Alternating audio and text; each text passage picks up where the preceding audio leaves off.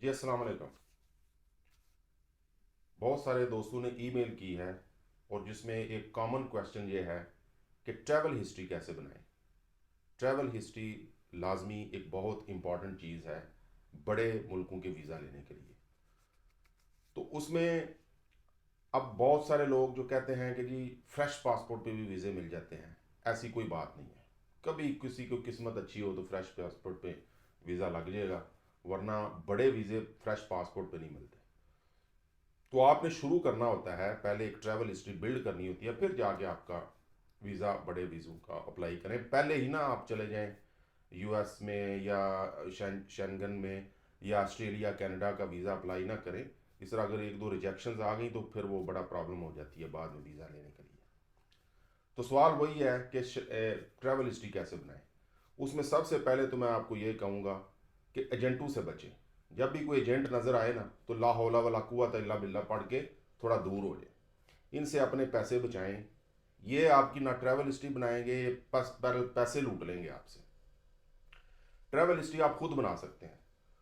आप इस चैनल को सब्सक्राइब करें। हमने आपको वैसे ही जो है इस काबिल कर देना है कि आप खुद ही वीज़ा अप्लाई करें, किसी एजेंट की ज़रूरत नहीं है। एजेंटों से आपको फ्री कर देना है।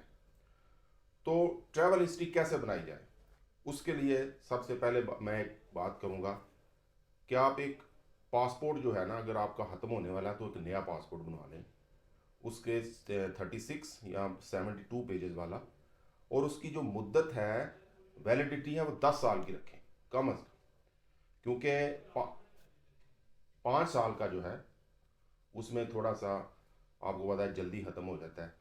आल दो कि वो पुराना पासपोर्ट भी ट्रैवल हिस्ट्री में काउंट हो जाता है, लेकिन उसमें वो मज़ा नहीं है। तो इसमें आप 10 साल का पासपोर्ट रखें वैलिडिटी। उसमें आपका जो है ना वो वीज़े क्यूमुलेट होते जाएंगे। तो दूसरी बात यह है कि मैं कम अज़ कम 10 लाख से कम इतने पैसे होने चाहिए। उससे ऊपर आपके पास जितने मर्जी हों। मैं एक मिडिल क्लास की बात कर रहा हूँ, या हम जैसे गरीबों की, बड़े सनतकारों की या बड़े बड़े बिजनेसमैन की बात नहीं कर रहा जी, उनके पास तो बड़ा हराम का पैसा है, तो वो जितना मर्जी एजेंटों को खिलाते रहें। हम तो अपने लेवल की बात कर रहे हैं।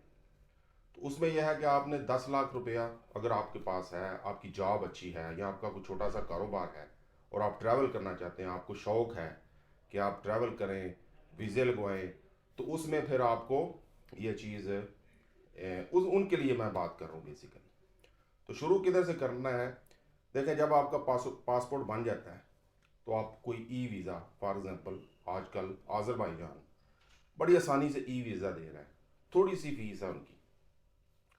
आज़रबाईजान का वीज़ा लगवाएं, उसके बाद मलेशिया का वीज़ा लगवाएं, ठीक है, वो भी बड़ी आसानी से वीज़ा दे देते हैं। फिर अगर आप गल्फ़ में हैं फॉर एग्ज़ाम्पल, तो गल्फ़ में उसमें पाकिस्तानी पासपोर्ट प्लस गल्फ़ का कोई भी इकामा, जैसे कतरी आईडी है या आपका जो इमराती आईडी है या सऊदी, उसकी बेस पे आप जॉर्जिया में ऑन अराइवल वीज़ा पे जा सकते हैं। वहाँ जाके आपको एयरपोर्ट पे वीज़ा मिलेगा। तो ये 3 मुल्क मुल्क हो गए आपके। फिर आप फॉर एग्ज़ाम्पल नहीं भी हैं गल्फ़ में, आप पाकिस्तान में हैं, तो आज़रबाईजान, मलेशिया, फिर दुबई का या कतर का ऑन अराइवल वीज़ा है, जहाँ पे मैं रह रहा हूँ। कतर आएँ, ऑन अराइवल वीज़ा आपको मिलेगा। तो इस तरह 3-4 मुल्क करके फिर आप उससे ज़रा बड़ा मुल्क जो है, जैसे तुर्की है, उसका वीज़ा अप्लाई करें। उसका स्टिकर वीज़ा होता है। अब कुछ लोग कहते हैं जी ई वीज़े जो होते हैं उनकी वो ट्रैवल हिस्ट्री नहीं बनती। भाई बन जाती है। वो कैसे बनती है कि जब आप वीज़ा अप्लाई करते हैं तो आपको ईमेल में ई वीज़ा आता है। स्टिकर वीज़ा, आपका एक स्टिकर चिपका देते हैं आपके पासपोर्ट, तो वो एम्बेसी से लगता है। जब ई वीज़ा आपकी ईमेल में आ जाता है तो आपने बेसिकली जब आपने ट्रैवल करते हैं, उस मुल्क में जाते हैं, तो एक एंट्री स्टैंप लगती है। और फिर जब वहाँ से आप वापस आते हैं तो एग्ज़िट स्टैंप लगती है। तो वो आपकी ट्रैवल हिस्ट्री बन जाती है।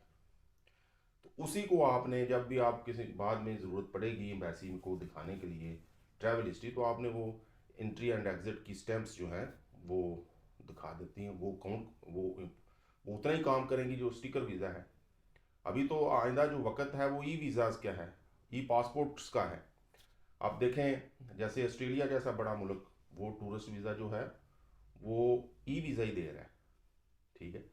तो अब वो नहीं, ये नहीं कहा जा सकता कि जी ठीक ई वीज़े से वो ट्रैवल हिस्ट्री नहीं बनती या स्टिकर वीज़े से ज़्यादा अच्छी बनती है।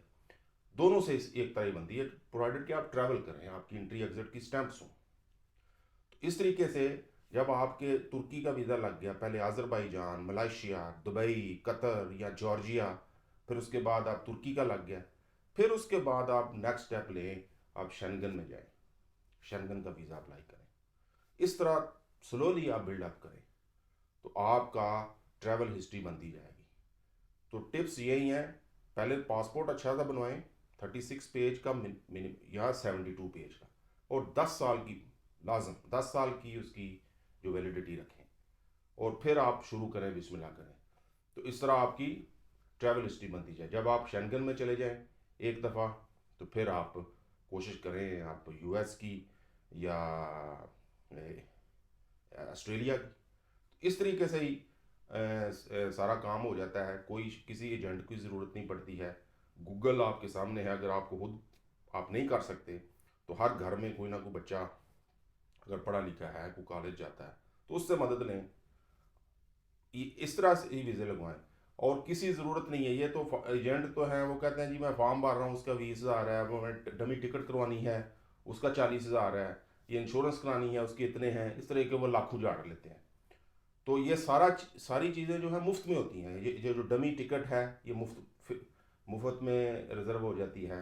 होटल जो है वो booking.com से हो जाता है मुफ्त में, कोई पैसा नहीं देना पड़ता। इसी तरीके से इंश्योरेंस जो है वो थोड़े बहुत पैसे लगते हैं, लेकिन ये जब चीज़ें एजेंटों के हाथ में आती हैं तो वो उसको इतना मुश्किल कर देते हैं कि खुदा की पनाह। तो इनसे बचें, हम आपको इनसे बचाएंगे। अगर आपको किसी भी किस्म की मदद की ज़रूरत है तो आप कमेंट सेक्शन में कमेंट करें, हम आपको रिप्लाई करेंगे इंशाल्लाह। तो आज के लिए इतना ही। Thank you very much.